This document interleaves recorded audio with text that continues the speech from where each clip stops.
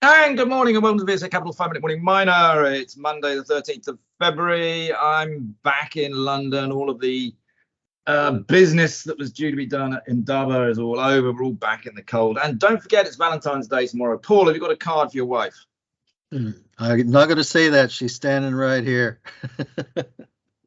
Come on, you've been married long enough. We just have to get one because it's sort of a process. If you don't, you lose. If you do, Oh, you did I lose, say sort of I thing. didn't have one? I don't think I did. Well, no, I know. Anyway, don't forget all those blokes out there. Make sure you got a card bit for your wife, your girlfriend, your lover, whatever. Just if you don't send one, you can only lose.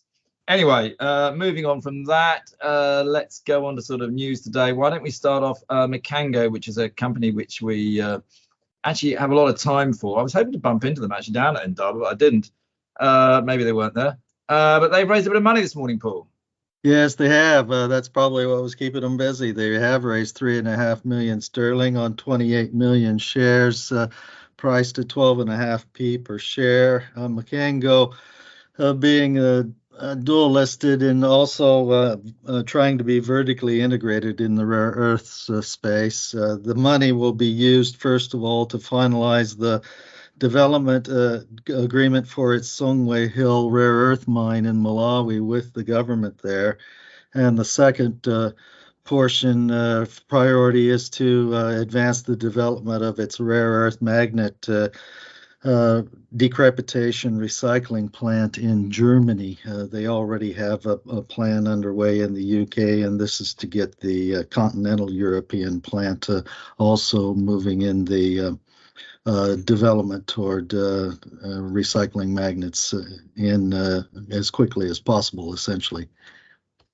Yeah, obviously the share price has reacted to the placing, but that's only to be expected. And now, one that actually quite interests me, and it was actually out late on Friday, but you're going to probably talk about it this morning, Paul, actually is Pan-African Resources. And the reason it interests me is that one of the subjects that I was discussing down in Indaba was just how difficult it is at the moment for junior gold miners to be successful at the moment in Africa. It's a very tough environment.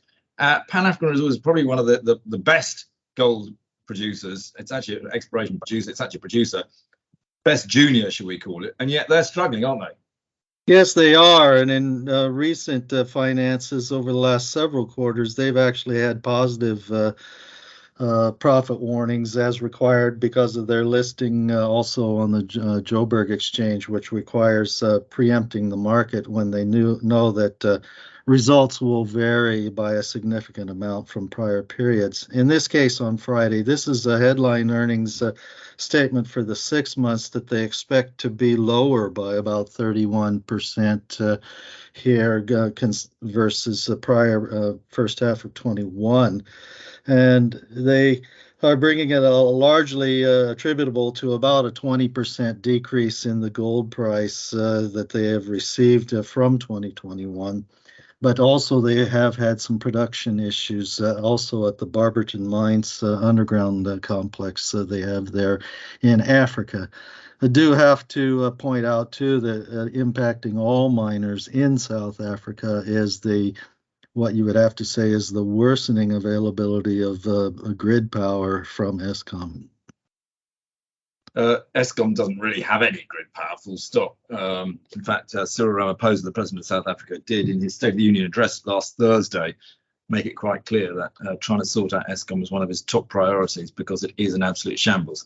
Now, let's just do some quick ones. I think one of your favorite, East Star Resources, they've had some drilling results, I think.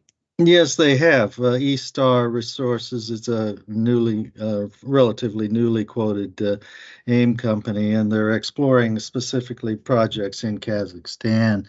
This particular announcement about its Atmentis license in the Chu-Ili orogenic gold belt in Kazakhstan, historically explored, but this one with new drill results that they put in here with testing specifically looking good to me on the Eshkilitau too, showing where we have drilling grades here like 31 meters at a gram from 61 meters depth, 31 meters at 1.27 grams from 24 meters depth. So that one is in particular is showing some real volume potential. You've got some deeper tests here on this, as it has, as I say, been previously trenched or otherwise with very shallow drilling in the past. And this is more the sense of trying to confirm up toward a compliant resource in due course on these. Eshkil et al. Has a 10-kilometer strike length that was previously identified with 77 trenches and 8 shallow shaft working. So there's definitely a lot to play for on that one. Okay, very quickly, we've got a new chairman or non-exec chairman at Goldplat, because Gerard Kisby-Green has decided to step down with immediate effect, I think. He obviously is a non-exec director on a few other companies out in Africa and pretty well known. Any other companies you wanted to comment on, Paul? I have a couple of other things I wanted to mention. Yeah, the AIM-quoted company Pantera is also drilling a project that they have. It has a 500,000 ounce of resources historically known on it, and the whole point they're doing is for extensions in order to add to that 500,000 resource. And it's a fairly significant program, meeting with some reasonable success. So we'll be watching that one more closely. All right. I think it's also just worth mentioning, certainly we write dispatches from South Africa. I wrote 2.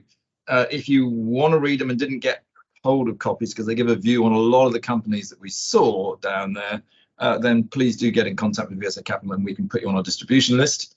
And then the other thing I was going to mention, Paul, is just a couple of commodity prices. I noticed that vanadium price is just going up a little bit. It's almost at $10 now, which actually is quite a nice move for vanadium. And actually, I'm slightly surprised. I didn't spot that, but just worth mentioning. I don't know if you have a view on that.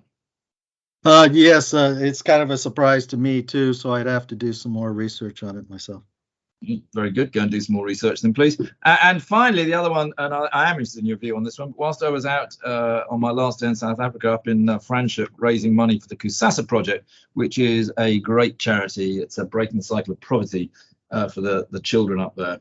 I was told that the price of tanzanite is actually going up because people feel it's getting close to the end of the supply. It's a very unique sort of crystal that comes out of Tanzania. And it did remind me that about 15 years ago at a charity auction at Indaba, some people thought perhaps I'd had a little bit too much to drink, but a rather large and high price for a piece of tanzanite, which now sits at the back of my wife's jewelry box.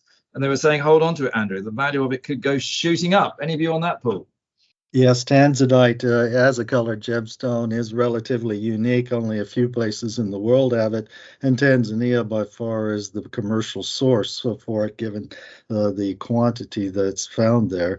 It is artisanally mined because commercial production had been tried by AIM-quoted company here about a decade ago, but there was real problems with trying to control illegal mining and incursion on their property. So eventually they had to surrender it back to the government. And as such, then it has a rather opaque pricing structure. But because of its relative rarity, and it is a beautiful stone, there's no doubt about it, it probably does have a future as far as price appreciation is concerned long term. I might have to just go and fish it out of the back of my wife's jewelry box. She was never that impressed when I gave it to her, despite the huge sum of money I was paid for it. And maybe I can get some value out of it. Anyway, on that note, let's call it a day, and we'll be back again tomorrow for Valentine's Day special. Thanks, Paul. Yeah. Well, you've got Ollie then on tomorrow and the next day. Oh, you're taking your wife off somewhere, are you? No, I did that already. I'm off to a charity thing of my own. Very good. All right, Paul. Thanks.